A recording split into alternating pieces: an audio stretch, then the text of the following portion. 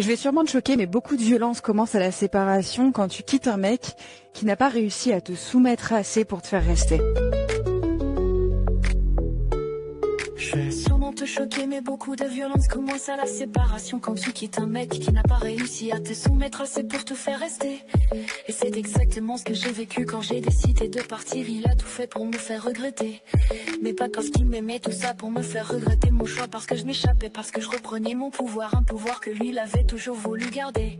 Et attention, parce que la violence ça commence jamais par des coups. Elle commence par des mots qui te rabaissent, par des manipulations qui te font culpabiliser, par des silences qui sont tellement lourds qu'ils te font douter de toi-même. Quand il a vu que ça marchait plus, que je partais quand même, il a monté le niveau. Menace, crise, intimidation, en fait tout pour me faire peur, tout pour me faire plier quoi. Mais je suis restée debout, parce que je savais que partir était la seule solution pour me protéger, la seule. Et ça faut bien comprendre, certains hommes ne supportent pas que tu partes parce que ça leur fait perdre le contrôle. Et ça c'est pas de l'amour, c'est de l'ego. Quitter un mec toxique, c'est la décision la plus courageuse que tu puisses prendre.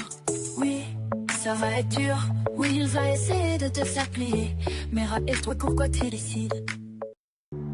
Je vais sûrement te choquer, mais beaucoup de violence commence à la séparation quand tu quittes un mec qui n'a pas réussi à te soumettre assez pour te faire rester. Et c'est exactement ce que j'ai vécu quand j'ai décidé de partir. Il a tout fait pour me faire regretter.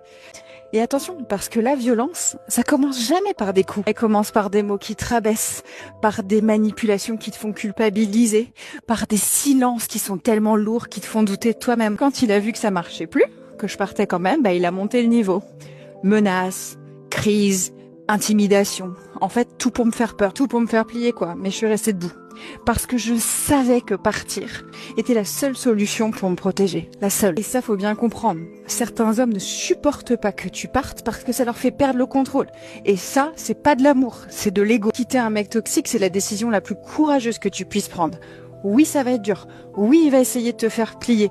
Mais rappelle-toi pourquoi tu décides.